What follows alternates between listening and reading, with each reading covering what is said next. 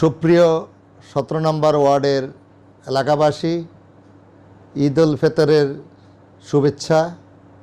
ঈদ মুবারক, ঈদ মুবারক, ঈদ মুবারক।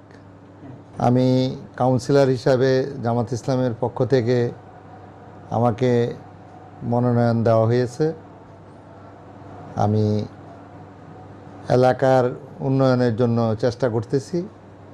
যেমন এলাকায় যথেষ্ট মশার উপদ্রব, মশার ওষুধ ছিটানোর জন্য চেষ্টা করতেছি। আর কিছু কিছু রাস্তাঘাট ভাঙ্গা আছে, যেটা সিটি কর্পোরেশনের মাধ্যমে চেষ্টা করতেছি রাস্তাঘাটগুলো ঠিক করানোর জন্য। আর আমরা যদি আগামীতে নির্বাচিত হইতে পারি, তাইলে এলাকার উন্নয়নের জন্য এলাকার যেসব ক্ষতিকর কাজগুলো আছে, যেমন এলাকায় মাদক দ্রব্যের যথেষ্ট ছড়াছড়ি, মাদক নিয়ন্ত্রণ করা চেষ্টা করা, তারপরে আপনার রাস্তাঘাট হকার মুক্ত, এবং যথেষ্ট খিলক্ষেতের আপনার অটোরিকশার খুব অত্যাচার, অটোরিকশার কারণে মানুষ চলাফেরা করতে পারে না, এটা নিয়ন্ত্রণ করা।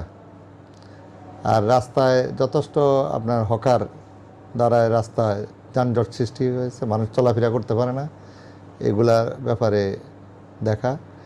এবং ফুটওভার ব্রিজগুলা সব হকারদের দখলে, এগুলা কারণে মানুষ চলাফেরা করতে পারে না, এগুলার ব্যাপারে করা।